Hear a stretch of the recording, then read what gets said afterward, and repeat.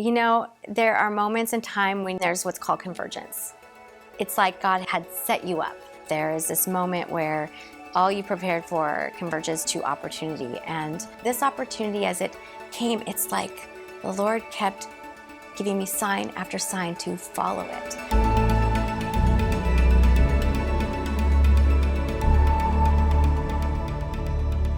I think all through my life, I knew I wanted to do something important. I wanted to do something meaningful. I was curious. I was an observer.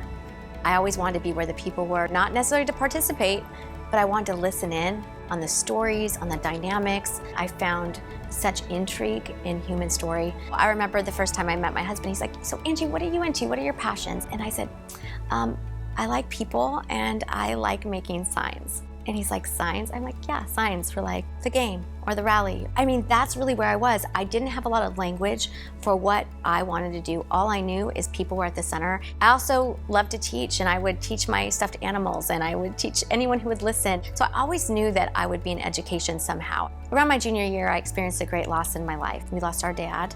And when you lose anyone in life, or if there's any kind of tragedy, it really does something to the human heart. You begin to think about the purpose of life, the brevity of life, what matters in life. I think I went through an existential crisis. Lord, what am I doing? Who do I want to be? And I decided to go to a logical university in Oregon. I don't think I felt super passionate about it, but it seemed like the thing to do. It wasn't until my senior year, I was in, I think the last couple weeks of class. On my way to school, I had stuck a magazine in my binder, and I thought, you know, if I get bored, I'll read it. And I pulled it out, and I began to open it up to an article. And the article was about a group of students and their professor on a mission trip to Lithuania. And on that trip, these students were ministering, preaching the gospel. They were seeing great signs and wonders, and they were doing something so great for God that before I even knew it, tears were rolling down my face. I looked at the bottom of the article. I'm like, who are these students? Who is the professor? What is going on here? I got to get involved. And at the corner, it said, Dr. John Lawersi, professor, Life Bible College.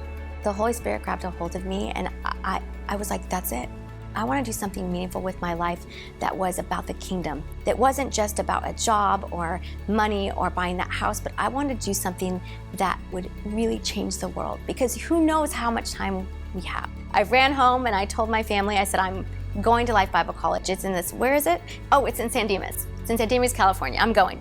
And there's no way anyone could have talked me out of it. I had no idea that that decision would not only change my entire life, but it would make my entire life. Within the first few weeks of school, I met my best friend, my husband now of over 25 years, Angie Richey. He has believed in me when I haven't believed in myself, and I would not be where I am without him. So I finished at Life Bible College at the time. I graduated with a BA in Biblical Studies and Christian Education, and within 1 week, I got a teaching job. And that started my career in education. But I will tell you this, I never thought that education would be my final destination. Again, because I'm gonna change the world. I'm gonna be a missionary. I'm gonna go overseas. I'm gonna be a pastor. I'm gonna do all these things. At that time, I think I didn't realize that I was pastoring in my city. I was pastoring in our local church. I was pastoring my students. During my time going back to school for marriage and family therapy, a job opportunity came open. Dr. Robert Flores became the president of Life Pacific, and he needed someone to help him in the area of admissions and recruitment.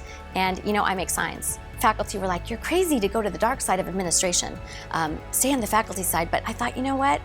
I'm dangerous. Let's take a risk. So I came on board and reignited the admissions enrollment department, pulled together a team, very New Testament style. I just said, you, follow me, let's build a team. And we did it. And God has been so faithful over the last 10 to 12 years. We've grown enrollment, a master's program, expanded our online offerings. And I would say most importantly, we've seen people and students being transformed through the power of God that has come through the education context. I'm stepping into a heritage. I'm stepping into a season that so many before me built. I knew that it would not be an easy journey.